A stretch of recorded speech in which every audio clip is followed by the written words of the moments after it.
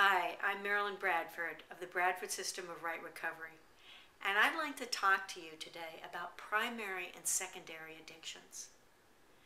I used to think all addictions were created equally, that relationship addictions, spending, eating addictions, abuse addictions, they were all the same. But what I've actually found is that all addictions have one underlying addiction.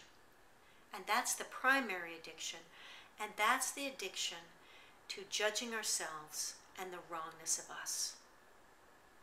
There isn't a single person I've ever worked with out there, no matter what their secondary addiction was, like spending or gambling or internet or workaholism, that didn't have this underlying primary addiction.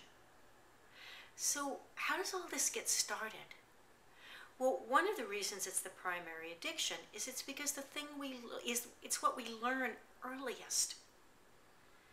Let me ask you a question. Did you always know that you didn't quite fit in?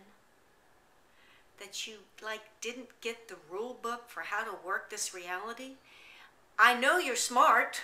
That's not the issue. The issue is knowing as a child that there was something, quote, different about you. And for most of us, we took that difference and we judged it as us being wrong. Somehow, if we couldn't fit with everybody else, if we couldn't see it the way they saw it, we were wrong. It wasn't ever in our awareness that maybe they were wrong, or maybe we were just different and that was okay. It was always coming back to judging us and the parts of us that didn't fit as wrong. So what do we do with that? So we start cutting off those parts and pieces of ourselves that don't fit, that we've judged as wrong. And we start sort of reaffirming that there's something inherently wrong with us. And this begins to set up the addiction to judgment and the wrongness to us. Now, if we had people in our lives and a culture that said, you know what? You're not wrong. You're just different. Be the different that you are. Be all of you. This might never keep going and might never erupt into full-blown addictive behavior. But what actually happens is that most people and this society and the culture are actually happy for us to be wrong and judge ourselves that way and to cut ourselves off and diminish ourselves, because this ensures that we won't be trouble and that we'll be controllable.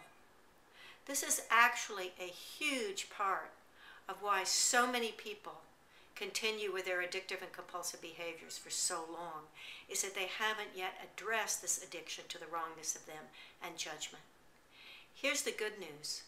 Just by recognizing that it exists, you can begin to look and see the effect it's had in your life and to make some different choices.